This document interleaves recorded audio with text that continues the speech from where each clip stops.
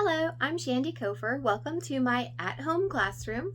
I am unfortunately not able to show you my in-school classroom just because of inclement weather. We haven't been going.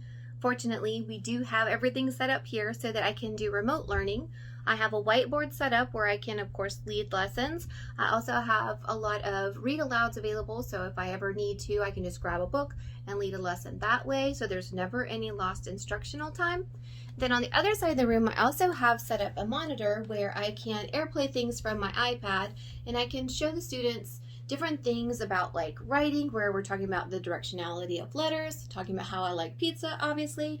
I could also talk about how we are able to use math manipulatives to help us with counting, with composing and decomposing numbers, and things like that. They also have access to their digital classroom, which I will be showing you next.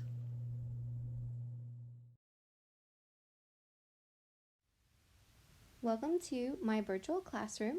My virtual classroom I created in a Google Drawing and then have embedded into Schoology, which is our learning platform.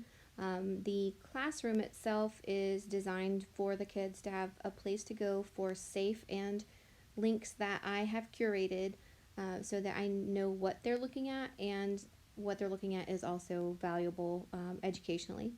There are some things that are more for fun and things like that, but they are for our purposes much more in line with what they're needing.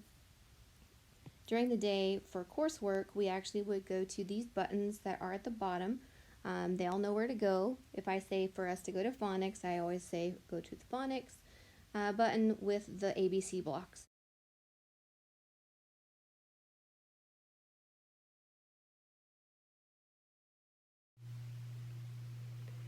Hi guys, welcome to our continued journey with poetry. Today we will learn one of my favorite literary devices ever, alliteration. First, let's define alliteration so we can all know what it means. And here you go.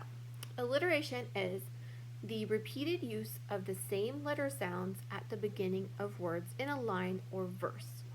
An example would be something like, Peter Piper picked a peck of pickled peppers. You hear that P sound over and over again, even in the inside of the word. When we are reading and there's alliteration in it, it's fun to say aloud, firstly, or maybe even a little hard to do, so you can be like super impressive when you read it, or it is to make the lines memorable. And even sometimes we use alliteration to help us remember things that we just need to remember, like my sister-in-law actually did this by accident or on purpose, I don't know. So we could all remember the kids' names. All of her kids start with the letter K. So I know there's Caitlin, Kristen, Cameron, and Kylie.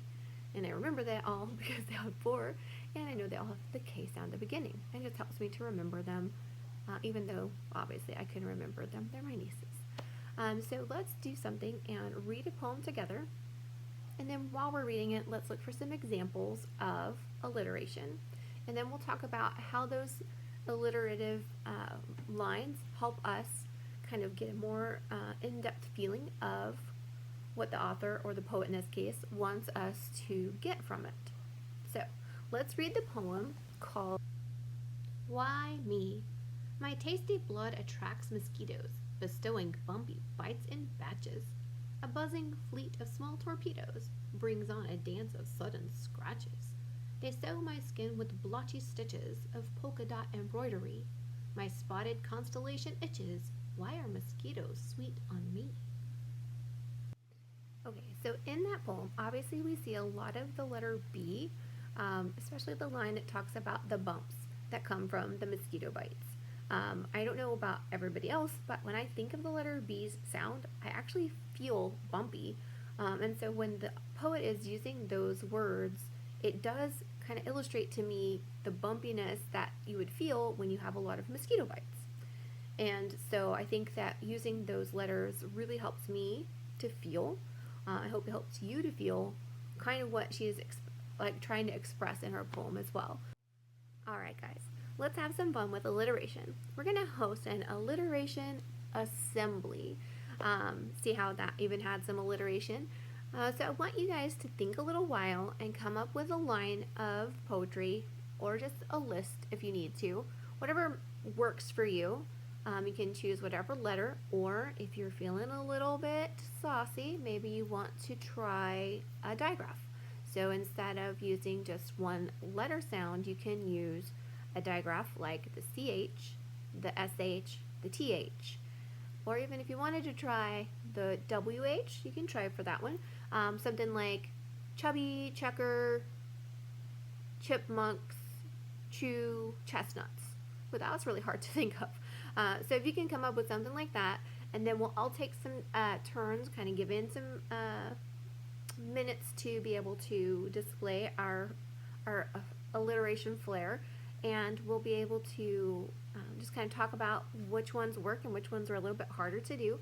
And at the end, let's come together again and we will make a new class name for our class that has alliteration in it so that we can be remembered forever.